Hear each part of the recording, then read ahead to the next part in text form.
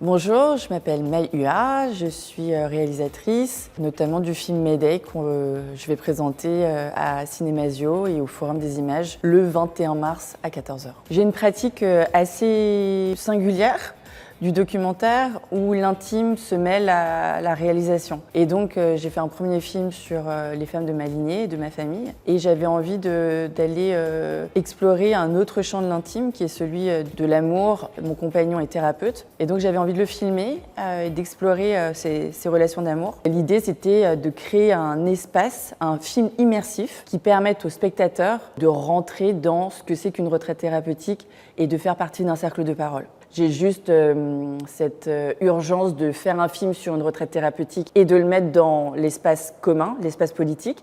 Mais après, qu'est-ce qui va se passer pendant cette retraite? On a réuni 12 personnes qui ne sont pas censées se connaître parce que je les ai choisies pour qu'elles aient des systèmes de croyances différents, des backgrounds sociaux, spirituels différents. Et on va tous les jours en fait se parler, faire des rituels ou du théâtre ou de la danse ou des exercices sur la colère. Et on va voir ce que ça va faire remonter chez les gens et bien sûr il va y avoir des antagonismes, il va y avoir aussi du soutien, il va y avoir de la résolution de conflits. Là on est plutôt dans une pratique du cinéma vérité qui nous a beaucoup passionnés, quoi. Je pense que dans Mayday, ce que j'avais envie d'amener, c'était cette parole, un film qui soigne, un film qui participe à ça. On va dans des cercles de parole, donc c'est intense. Les gens, ils s'ouvrent totalement.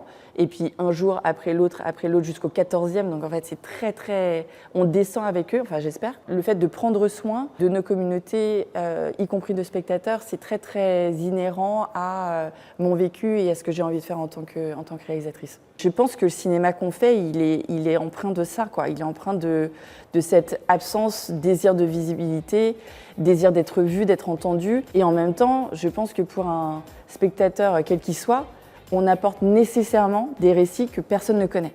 Et ça, c'est incroyable parce que c'est une page blanche qu'on nous demande d'écrire, quoi. Donc ça, c'est génial.